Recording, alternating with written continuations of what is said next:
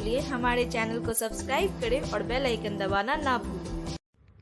नमस्कार, BTN news प्रतिदिन में आप सबों का स्वागत है। हम हाजिर हैं समाचारों के साथ। दरभंगा चौक स्थित सड़क किनारे चारों ओर से अतिक्रमण किए गए हैं, जिसे खाली कराने को लेकर दरभंगा नगर निगम की ओर से आदेश जारी किया गया है। अगले 48 घंटे का समय दुकानदारों एवं फुटपाती दुकानदारों को दिया गया है। निगम प्रशासन के धावा दल के प्रभारी अनिल कुमार झा ने बताया कि दुकानदारों को माइकिंग के माध्यम से सूचना दी गई है। शनिवार को निगम के द्वारा सड़क से अतिक्रमण हटाया जाएगा। बताते चले कि पिछले कुछ महीनों में से टावर चौक की स्थिति सबसे ज्यादा खराब देखी जा रही है, जहां सड़कों पर पूरी तरह से 2 पहिया वाहन हो या 4 पहिया वाहन भरे पड़े हैं, जिससे आने जाने वाले लोगों को काफी कठिनाइयों का सामना करना पड़ रहा है। फुटपाती दुकानदारों की वजह से चाहे पुलिस चौकी हो या सार्वजनिक शौचालय, वो कपड़ों से इस तरह ढके होते हैं कि किसी को भी वह दिखाई नहीं दे पाते। वहीं इन कपड़ों की दुकानों के बीच अति गैस सिलेंडर का उपयोग किया जा रहा है, जहां कहीं चाय की दुकान और नाश्ते की दुकान लगाई गई है। कभी भी बड़े हादसे हो सकते हैं। निगम द्वारा समय समय पर एवं वाहक चालकों पर यातायात के द्वारा कार्रवाई की जाती है, लेकिन कुछ समय बाद ही दरभंगा टावर चौक अपनी पुरानी स्थिति में लौट आती है। जब तक शहर का हर नागरिक अपनी जिम्मेदारी और कर्तव्यों का निर्वहन नहीं करेंगे, तब तक इसका समाधान थोड़ा मुश्किल है। वहीं लोगों की ये भी जिम्मेदारी होनी चाहिए कि रोजगार के साथ साथ यातायात व्यवस्था भी बनाए रखी जाए। दरभंगा समाहरणालय अवस्थित डॉक्टर भीमराव अंबेडकर सभागार में जिला निर्वाचन पदाधिकारी सह जिला अधिकारी दरभंगा राजीव रोशन द्वारा मतदान केंद्र के युक्तिकरण एवं मतदाता सूची पुनरीक्षण के संबंध में बैठक आयोजित की गई। साथ ही जिला स्तरीय प्रशिक्षण सह कार्यशाला का उद्घाटन जिलाधिकारी ने दीप प्रज्वलित कर किया। इस अवसर पर अपर समाहर्ता सह अपर जिला दंडाधिकारी राजेश झा राजा, अनुमंडल पदाधिकारी चंद्रिमा अन्नी, उप निदेशक जनसंपर्क नागेंद्र कुमार गुप्ता, उप निर्वाचन पदाधिकारी सुरेश कुमार, जिला भू अर्जन पदाधिकारी बालेश्वर प्रसाद, भूमि सुधार उप समाहर्ता सदर राकेश रंजन एवं प्रखंड विकास पदाधिकारी सदर विजय सौरभ एवं प्रखंड विकास पदाधिकारी जाले दिनबंधु दिवाकर द्वारा दीप प्रज्वलन में सहयोग किया गया। जिला स्तरीय प्रशिक्षण सह कार्यशाला को संबोधित करते हुए जिला निर्वाचन पदाधिकारी ने कहा कि आगामी लोकसभा चुनाव के मद्देनजर इस बार का मतदाता सूची का विशेष संक्षिप्त पुनरीक्षण कार्यक्रम अत्यंत महत्वपूर्ण है, क्योंकि यह अंतिम अवसर होगा जब नए मतदाताओं के नाम मतदाता सूची में जोड़ा जा सकेगा एवं जो मतदाता कहीं चले गए हैं या मृतक हैं, उनका नाम विलोपित किया जाएगा। उन्होंने कहा कि साथ ही पुनरीक्षण कार्यक्रम के दौरान यह भी सुनिश्चित किया जाए कि मतदाता सूची से किसी भी वर्तमान व पूर्ण जनप्रतिनिधि व गणमान्य मतदाता के नाम न छूटने पाए। उन्होंने कहा कि मतदान केंद्रों का 100% भौतिक सत्यापन सभी सहायक निर्वाचक निबंधन पदाधिकारी सह प्रखंड विकास पदाधिकारी द्वारा किया जाना अनिवार्य है, क्योंकि मतदान के दौरान मतदान केंद्रों के नाम एवं दूरी को लेकर भी सवाल खड़े किए जाते हैं और कभी कभी असमंजस की स्थिति उत्पन्न हो जाती है। इसलिए मतदान केंद्र पर वही नाम अंकित हो जो मतदाता सूची में अंकित है। विद्यालय के मतदान केंद्र का नाम वही होना चाहिए जो यूडाइस कोड पर अंकित है। साथ ही मतदाता सूची पर भी वही नाम अंकित होना चाहिए। इसलिए विद्यालय वाले सभी मतदान केंद्रों का नाम यूडाइस कोड के अनुसार प्रधानाध्यापक अंकित करवा लें। यदि इसमें कहीं चूक पाई जाएगी तो संबंधित प्रधानाध्यापक कार्रवाई के भागीदारी होंगे। उन्होंने कहा कि 1 जनवरी 2024 को अर्हता तिथि के आधार पर मतदाता सूची का विशेष संक्षिप्त पुनरीक्षण कार्यक्रम निर्धारित है। अतः प्रपत्र 6 में नए मतदाताओं जिनकी आयु 1/1/24 को 18 वर्ष पूरी हो जाएगी, उनके नाम जोड़ने के लिए आवेदन प्राप्त किए जाए। साथ ही जो मतदाता अन्यत्र चले गए हैं या जिनकी मृत्यु हो गई है, महिला मतदाता जिसकी शादी हो गई है और अन्यत्र चली गई है, उनके नाम मतदाता सूची से विलोपित किया जाए। उन्होंने कहा कि 21 जुलाई से 21 अगस्त तक सभी संबंधित BLO के द्वारा गृह सत्यापन का कार्य किया जाना है और इस सर्वे के दौरान 1 जुलाई 2023 का मानक तिथि मानते हुए मृत मतदाताओं को चिन्हित करते हुए उनका नियमानुसार विलोपन करना सुनिश्चित करेंगे। साथ ही गृह सत्यापन के दौरान मतदाता सूची के 100 वर्ष से ऊपर के मतदाताओं का 100% भौतिक सत्यापन अनिवार्य है। यदि कोई मतदाता एक ही विधानसभा निर्वाचन क्षेत्र के एक मतदान केंद्र से दूसरे मतदान केंद्र में अपना नाम परिवर्तित करना चाहता है तो उससे भी संबंधित प्रपत्र प्राप्त किया जाए। तीनों अनुमंडल में से पदस्थापित अवर निर्वाचन पदाधिकारी 25 जुलाई तक बेसलाइन सर्वे करना सुनिश्चित करेंगे। मतदान केंद्रों का भौतिक सत्यापन 15 जुलाई से 25 जुलाई तक कर लेना है। इस कार्यशाला में सभी प्रखंड विकास पदाधिकारी, अंचलाधिकारी, BLO एवं अन्य संबंधित पदाधिकारीगण उपस्थित थे। तो वो नहीं निकल के आता है तो प्रशासनिक दृष्टिकोण से सही होगा, से आकलन करके नहीं देगा। और ये मैं आपको पूरे अनुभव से बताता हूँ कि बाद में वो विवाद का कारण बनेगा। तो मतदान केंद्र में नाम X लिखा हुआ है, बाद में Y जगह पे जो है वोटिंग हो रही है, उसका लोग विरोध करेगा और पूरी मतदान की प्रक्रिया उससे प्रभावित होगी। तो जो ऑफिशियल नाम मतदान केंद्र का, एक बार फिर से रिपीट कर रहा हूँ, शिक्षा विभाग का जो तरीका हो, यूडाइस कोड और बाकी सारी चीजें, वही नाम लिखा होना चाहिए आपके मतदान केंद्र की सूची पे और वही नाम लिखा होना चाहिए विद्यालय। मर्जी से अपनी भावना के अनुकूल विद्यालय का नाम लिखवा ले या रख लेते हैं या आम बोलचाल से गाइडेड हो जाते हैं कि लोग इसको इस नाम से पुकारता रहा या भूदाता वगैरह कोई रहा हो। भारतीय जनता पार्टी द्वारा जिला अध्यक्ष जीवन सहनी की अध्यक्षता में मुख्यमंत्री उप मुख्यमंत्री का पुतला दहन किया गया। सरकार निकलती है, सरकार बदलती है।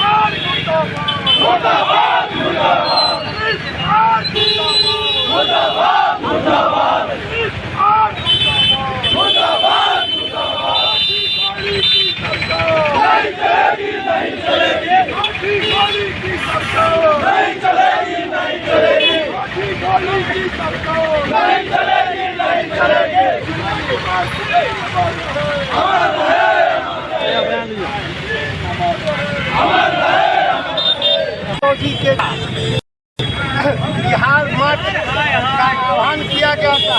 हमारे सभी कार्यकर्ता, सभी हमारे सम्मानित नेता एकदम शांतिपूर्ण ढंग से विधानसभा मार्च कर रहे थे, लेकिन यहाँ के वर्तमान मुख्यमंत्री नीतीश कुमार और बिहार के उप मुख्यमंत्री तेजस्वी यादव की मिली भगत के कारण सोची समझी साजिश के तहत हमारे निहत्थे कार्यकर्ता हमारे नेताओं के साथ बर्बरतापूर्ण हम लोग के साथ अन्याय किए और साथ ही साथ जो भी सारे हमारे पुरुष कार्यकर्ता हो,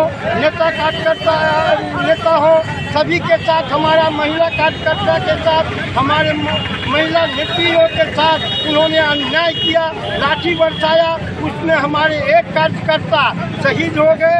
जहानाबाद के रहने वाले विजय कुमार सिंह जी महामंत्री से जिला के वो शहीद हो गए। उनके शहीदी का हम लोग निश्चित रूप से उनके खून का एक एक कतरा का बदला 2024 और 2025 के चुनाव में जनता के द्वारा नीतीश कुमार और तेजस्वी से लेने का काम करेंगे। गया बिहार के यशस्वी प्रदेश अध्यक्ष श्री सम्राट चौधरी जी के नेतृत्व में, उसमें बिहार की निकम्मी सरकार, बिहार के भ्रष्टाचारियों के सरदार, बिहार के मुख्यमंत्री नीतीश कुमार और बिहार के उप मुख्यमंत्री श्री तेजस्वी प्रसाद यादव के इशारों पर हजारों कार्यकर्ताओं को दो लाठियां से बरसा करके और वहां पर जहानाबाद के हमारे जो महामंत्री जिला के थे विजय सिंह जी, उसकी हत्या करने का जो काम किया है और हजारों कार्यकर्ताओं को लाठी बरसा करके घायल करने का जो काम किया है, उसके विरुद्ध आज संपूर्ण बिहार प्रदेश में जिला से लेकर के और प्रखंड तक तेजस्वी यादव और नीतीश कुमार का पुतला फूंकने का हम लोग काम किए हैं। और निश्चित रूप से यह जो निकम्मी सरकार है, उस सरकार को हम लोगों को बदलनी है। और विजय सिंह का जो हत्याएं हुई है और जो हमारे हजारों कार्यकर्ताओं का हत्या करने की साजिश कल थी, वो साजिश बिहार के सरकार को महंगा पड़ेगा। और बिहार की सरकार एक मिनट रहने लायक इस राज्य में नहीं रहा है। बिहार के मुखिया नीतीश कुमार जी के द्वारा किसानों, नौजवानों, शिक्षक अभ्यर्थियों और भ्रष्टाचार और बिहार में फैले जंगल राज के विरोध में बिहार भाजपा के कार्यकर्ताओं द्वारा निकाले गए शांतिपूर्ण विधानसभा मार्च में जिस प्रकार आतंकवादियों की तरह भाजपा के कार्यकर्ताओं को घेर कर, जैसे जालियांवाला बाग हत्याकांड हुआ था, वैसे ही कल बिहार भाजपा के कार्यकर्ताओं को घेर कर वो जो लालू जी डंडा में तेल पिलाए थे, वही डंडा जो है तो नीतीश कुमार जी लगता है कल बिहार पुलिस के हाथ में दे दिए थे।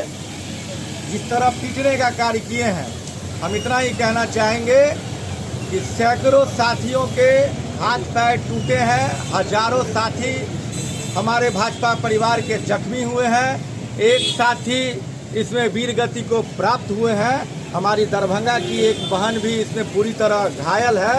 हम इतना ही कहना चाहेंगे बिहार सरकार, नीतीश कुमार चाचा भतीजा के सरकार को कि एक एक बूंद के खून, एक एक जख्म, एक एक चोट का हिसाब भारतीय जनता पार्टी के कार्यकर्ता और युवा साथी लेंगे। बेदारी कारवां के अध्यक्ष नजरे आलम ने भाजपा पर तंज कसते हुए कहा कि भाजपाई नेता बिहार को यूपी बनाने की भूल न करे, सुशासन की लाठी से सबक ले। वहीं उन्होंने रोजगार की बात को लेकर कहा कि महंगाई और बेरोजगारी की मार जनता हर समय झेल रही है, लेकिन क्या मजाल कि जनता भी मुंह खोल पाए भाजपा के खिलाफ।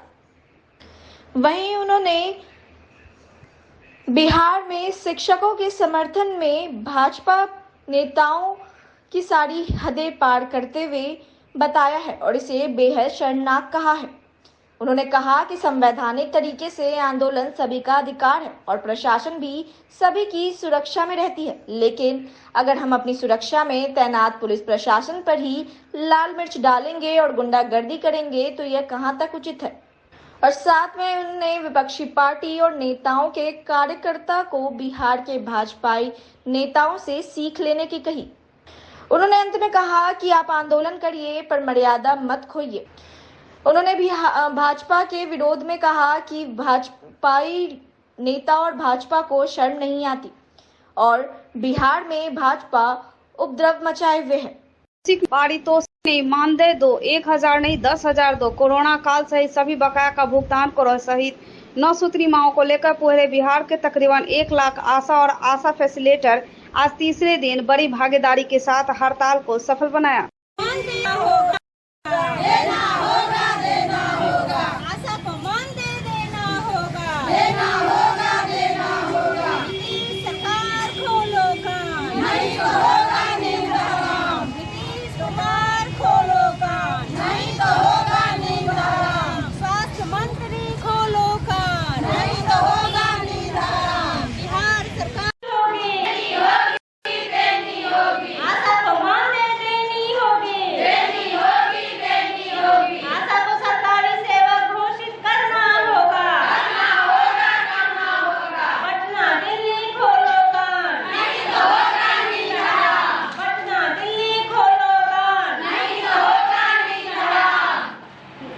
बीमार नहीं रहा लाचार, हो रहा मुफ्त उपचार। हड्डी नस रोग से संबंधित गंभीर बीमारियों का मुफ्त में इलाज। इंतजार किसका, जाएं सर्राफ ऑर्थो एवं स्पाइन सेंटर और दर्ज कराएं प्रधानमंत्री जन आरोग्य योजना में अपना नाम। विश्व की सबसे बड़ी स्वास्थ्य सुविधाओं का उठाएं लाभ। आधुनिक ऑर्थोपेडिक सुविधा, ऑर्थोस्कोपी, स्पाइन सर्जरी, फ्रैक्चर का अत्याधुनिक इलाज। डॉक्टर SN सर्राफ, डॉक्टर अभिषेक सर्राफ, रीढ़ हड्डी और नस रोग विशेषज्ञ डॉक्टर प्रियंका बी सर्राफ, स्त्री और प्रसूति रोग विशेषज्ञ, DMCH के सामने लहरियासराय। जिलाधिकारी के कार्यालय कक्ष में अपर समाहर्ता सह अपर जिला दंडाधिकारी राजेश झा राजा की अध्यक्षता में भूमि विवाद एवं मद्य निषेध अभियान को लेकर बैठक आयोजित की गई। बैठक को संबोधित करते हुए अपर समाहर्ता ने भूमि विवाद के लंबित मामलों की संख्या से अवगत कराते हुए सभी अंचलाधिकारी एवं थाना प्रभारी को भूमि विवाद के मामले की सुनवाई गंभीरता से करते हुए उनका निष्पादन करने का निर्देश दिया। उन्होंने कहा कि राजस्व विभाग बिहार सरकार द्वारा जून माह में भू समाधान पोर्टल के भूमि मापी से संबंधित लंबित मामलों के निष्पादन का लक्ष्य निर्धारित किया गया था। दरभंगा जिले में भूमि मापी से संबंधित 23 मामले लंबित थे, जिनमें से 22 का निष्पादन कर दिया गया है। जुलाई माह के लिए भू समाधान पोर्टल पर प्रविष्ट अतिक्रमणवाद के सभी मामलों का निष्पादन करने का लक्ष्य निर्धारित किया गया है। वहीं उन्होंने कहा कि अब 3 शनिवार इस माह के बचे हुए हैं, इसलिए सभी अंचलाधिकारी एवं थाना अध्यक्ष अपने अपने अंचल एवं थाना के सभी अतिक्रमणवाद के मामलों का निपटारा करना सुनिश्चित करेंगे। भू समाधान पोर्टल पर बिहार के कुल 556 एवं दरभंगा में कुल 27 मामले अतिक्रमणवाद के लंबित हैं, जिनमें हनुमान नगर का 1 मामला जल स्रोत पर अतिक्रमण का है एवं शेष 26 मामले भूमि अतिक्रमण से संबंधित विभिन्न अंचलों के हैं, जिनमें अलीनगर अंचल के 2, बहादुरपुर अंचल के 1, बहेड़ी अंचल के 3, बेनीपुर अंचल के 1, बिरौल अंचल के 1, दरभंगा अंचल के 4, हनुमान नगर अंचल के 1, जाले अंचल के 2, तारडी अंचल के 1, केवटी अंचल के 2, कुशेश्वर अंचल के 2, मनीगाछी अंचल के 4, सिंगवाड़ा अंचल के 1 एवं तारडी अंचल के 1 शामिल हैं। उन्होंने कहा कि हर हाल में इन मामलों का निष्पादन जुलाई महीने में करना होगा।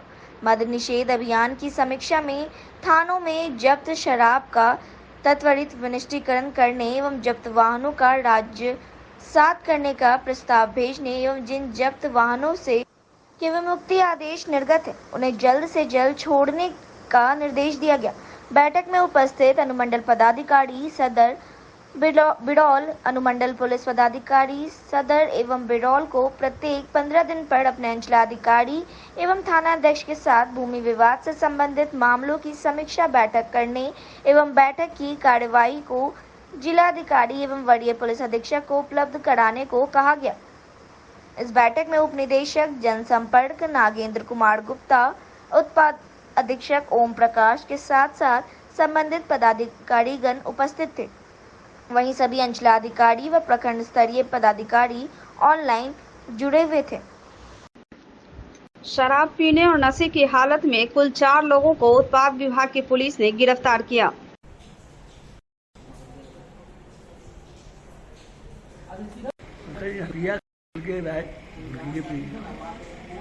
बियर पिए थे? नहीं। तो क्या पिए थे? महुआ के। कहाँ से मिला ये? वो अपने कौन से लाया? किसी के यहाँ से लाते हैं या नहीं? किसी को जानते हैं जहाँ से लाते हैं? नहीं जनता है, नहीं भैया थे। हाँ। ये सोनी की सर। अच्छा।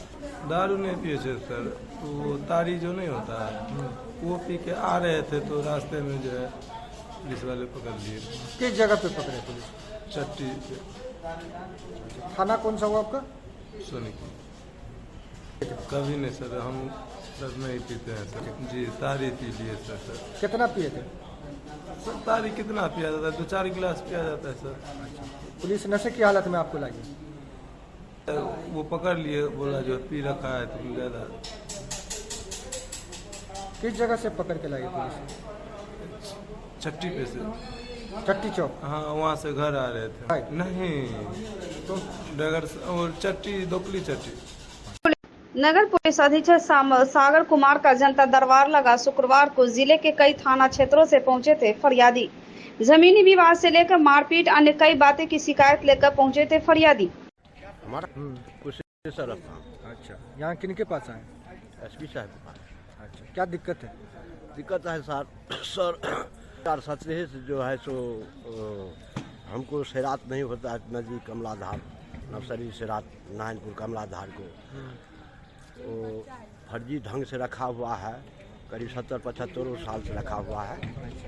और जब हम उस चीज़ पर हम आए लड़े तो हमारे नाम से एक बार 16 से 17 तक बंदोबस्त हुआ, फिर भी वो वादी लोग जो है सो जबरी जोर जबरदस्ती हमको हटा करके। आप क्या चाह रहे थे? हम चाह रहे थे हमारा जलकर है, हमारा शिकारवाई करने दो, लेकिन हमारा जलकर शिकारवाई करने नहीं दे रहा है। अभी भी हमारे पेपर है सारे। सुगारत है, मेरा चचेरा ससुर है, बहुत परिवार है, हम मुस्मात है। अगले साल मेरा पति मर गया, सब प्राणी मिल के मेरा को बहुत परेशानी करता है, घर में ढुक जाता है, पूरा टट्टी फटकी तोड़ देता है, कल नल सब तोड़ देता है। किस लिए ऐसा कर रहा है? वो लाठी का बल से कर रहा है सर। तो आप क्या चाह रहे हैं? हम इंसाफ चाह रहे हैं। क्या नाम हुआ आपका? रमीता देवी, इसलिए की जनता करता है। नाम क्या हुआ आपका? रमीता देवी। जगह जमीन नहीं देता है, अच्छा, मारपीट कर जगह सब छीन लिया है। हाँ, हम बेघर हैं, हम दूसरे के घर में मकान में रहते हैं सर। तो क्या चाह रहे हैं? हमारा जगह जमीन चाहिए, हमारा घर द्वार नहीं है, हम घर बनाएंगे। भाई आपका नहीं दे रहा है? नहीं। अभी यहाँ सिटी एसपी से मिले, क्या आश्वासन मिला? जांच होगा। क्या नाम हुआ आपका? सत्येंद्र सिंह। थाना कौन सा हुआ? सिंहवाड़ा सर। ग्राम पोस्ट भरवाड़ा पुरानी बाजार। बिहार सरकार के Bihar renewable energy development agency BRED Patna द्वारा स्थानीय CM कॉलेज दरभंगा के लिए 30 किलोवाट के सोलर पैनल एनर्जी की स्वीकृति दी गई। इसकी सूचना कॉलेज को एजेंसी ने दी है। कॉलेज के nodal officer doctor Ashish Kumar बरियार द्वारा सूचित किया गया कि बहुत जल्द कॉलेज की छतों पर ये सोलर प्लांट लगाए जाएंगे, जिसकी सभी सामग्री प्राप्त हो चुकी है। ज्ञातव्य है कि सोलर प्लांट के लगने से कॉलेज में खर्च होने वाली बिजली बिलों की भरपाई हो पाएगी, जिससे कॉलेज को अत्यधिक लाभ मिलेगा, क्योंकि सोलर प्लांट से जितनी बिजली पैदा होगी उसकी कीमत बिजली विभाग द्वारा अदा की जाएगी। कॉलेज द्वारा खर्च की गई बिजली में से उसे घटाया जाएगा, जिससे कॉलेज को वार्षिक लाखों रुपए का लाभ होगा। प्रधानाचार्य प्रोफेसर मुश्ताक अहमद ने बिहार सरकार के प्रति आभार व्यक्त करते हुए आशा व्यक्त किया कि कॉलेज के नए और पुराने छात्रावासों के छतों पर भी सोलर पैनल लगाने का कार्य किया जाए, ताकि कॉलेज को इनसे भी लाभ मिल सके। उन्होंने नोडल ऑफिसर डॉक्टर आशीष बरियार के प्रति भी आभार व्यक्त किया है कि उनकी कोशिश से यह कार्य आसानी से संभव हो सका और कॉलेज को यह कीमती उपहार मिल सका। कुंवर सिंह महाविद्यालय लहरियासराय में नई एजुकेशन पॉलिसी के तहत CBCS आधारित स्नातक बैच 2023-27 के प्रथम सेमेस्टर के प्रेरण कार्यक्रम का आयोजन किया गया। कार्यक्रम को आरंभ करते हुए महाविद्यालय के बरसर डॉक्टर अभिनव श्रीवास्तव ने नई शिक्षा नीति के अंतर्गत सेमेस्टर पद्धति पर विस्तार से प्रकाश डाला। कार्यक्रम को आगे बढ़ाते हुए महाविद्यालय के NSS इकाई के कार्यक्रम पदाधिकारी डॉक्टर अमित कुमार सिन्हा ने आधुनिक भारत में पाश्चात्य शिक्षा का उद्भव व विकास और राष्ट्रीय शिक्षा नीति 2020 के इतिहास पर प्रकाश डाला और CBCS पद्धति के महत्व को छात्रों को बताया। इस कार्यक्रम को अध्यक्षता कर रहे महाविद्यालय के प्रधानाचार्य प्रोफेसर डॉक्टर लक्ष्मण प्रसाद जायसवाल ने सेमेस्टर पद्धति को छात्र को के हित में अनुकूल, छात्रों के लिए प्रतियोगिता के अनुकूल तथा छात्र के चतुर्मुखी विकास के अनुकूल बताया। उन्होंने छात्रों से अपील की कि वे अधिक से अधिक संख्या में अपनी उपस्थिति महाविद्यालय में दर्ज कराएं, ताकि महाविद्यालय को सेमेस्टर पद्धति के तहत जी ललित नारायण मिथिला विश्वविद्यालय के अंतर्गत एक नई ऊंचाई पर ले जाया जा सके। प्रधानाचार्य ने छात्रों को बताया कि महाविद्यालय द्वारा शीघ्र ही कैरियर ओरिएंटेशन प्रोग्राम यानी रोजगार उन्मुखी कार्यक्रम का भी आयोजन किया जाएगा, जिसके माध्यम से छात्रों में छुपे प्रतिभा को उभारने का मौका मिलेगा तथा छात्रों को विभिन्न प्रतियोगिता परीक्षाओं की तैयारी के बारे में बताया जाएगा, ताकि छात्र महाविद्यालय से डिग्री प्राप्त करने के साथ साथ रोजगारों में भी भाग ले सके और प्रतियोगिता परीक्षा में सफल हो सके। अंत में उन्होंने छात्रों को बेहतर अध्ययन की भी बात कही और महाविद्यालय द्वारा उन्हें हर प्रकार की सहायता का आश्वासन दिया। तो ये थे अब तक के समाचार। इसके साथ ही दीजिए हमें इजाजत। नमस्कार, जय हिंद।